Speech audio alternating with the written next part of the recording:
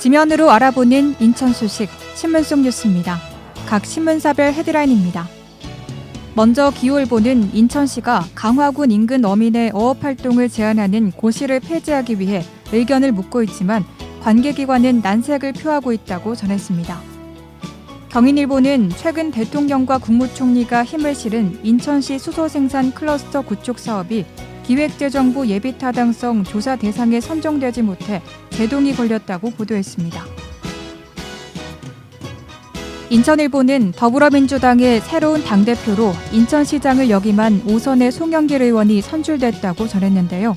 이 소식 잠시 후에 자세히 알아봅니다.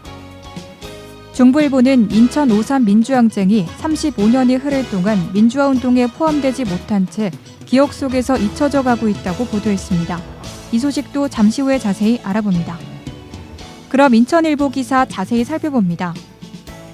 송영길 신임 당대표는 지난 2일 서울 여의도 당사에서 온라인 비대면 방식으로 개최된 임시 전국 대의원 대회에서 35.6%를 득표해 홍영표와 우원식 후보를 제치고 당선됐다고 보도했습니다. 이 같은 결과는 4월 재보선 참패라는 충격을 극복하고 내년 대선 승리를 위해 민주당의 개혁과 혁신을 내세운 송 후보를 선택한 것으로 보인다고 전했습니다. 송 대표는 수락연설에서 민주당은 지난 4월 7일 민심의 매서운 비판을 받았지만 민주당의 변화를 바라는 마음으로 투표에 참여해 주신 민심을 챙기겠다며 147명의 국회의원을 비롯해 전국의 당원, 대의원들과 SNS를 통해 소통해 나가겠다고 말했다고 전했습니다. 다음은 중부일보 기사 자세히 살펴봅니다.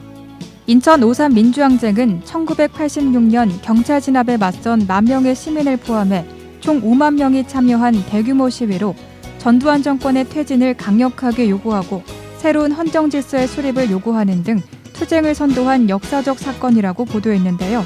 하지만 이러한 역사적 의미에도 불구하고 5.3 민주항쟁은 여전히 민주화운동으로 법적 지위를 인정받지 못한 채 시민들의 기억 속에서 잊혀질 위기에 처해 있다고 전했습니다.